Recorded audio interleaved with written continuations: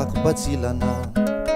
fa indrikoa takindoanahirana fa sanatry ohatrony bokanambady maikery maikiny anao mariazy herinandro zao no niarako taminao tekakao fa terenao lavo zao hoe kitakitano te ataoviny rara fa ratsy zany te ilao sanao ao fa onoa fa ino ty mamaiko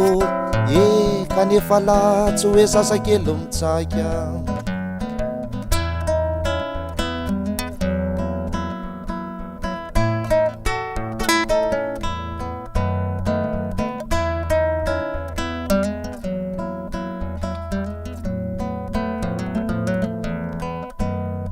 raha izalo tsy mbola ampifamatorana ny tena mo zaza voray ranorano patalohako aza tsy sakako fa miborotsaka ny fandrinako azy indraindray mbola otsaka ary indrindray hita fa mbola akizy fa miseho milay teo lehibe izay tsy izy jereo anie tombany avy aty anolony nitsonany azo ipasohana tomy raha misaromboaly io te analasala tokony hoe tsy mpanambady io fakomin'io voalohany fa raha tsy andronao ny vaditsika roa izao to zao andao akavany saloha de ilalao any tanàna ka izasy anao no anao tata sy mama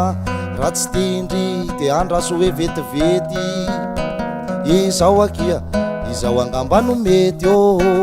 ny krismasy sao efa tomotra kely de izasy anao arbade noely ka ianao mari izao kosa tsosefa de ifankaty tandry tandremy anefo tandremy malala tandremy ndray somitongy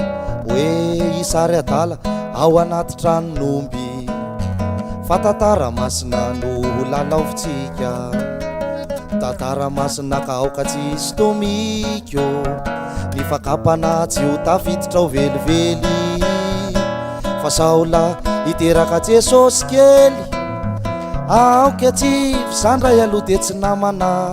ary avia ty avia metrahako tanana fa raha ho endry hoe tafahoatrany vavako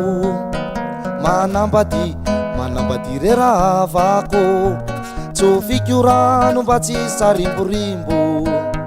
tsy ahitangano lay masahity bingo de mirariso ndaninareo raha hitambatra mandanako hoe manao vatsikonna sambatro maleova tena rikalam-panao kopisoroka ary mare natokatrany zaza maroroka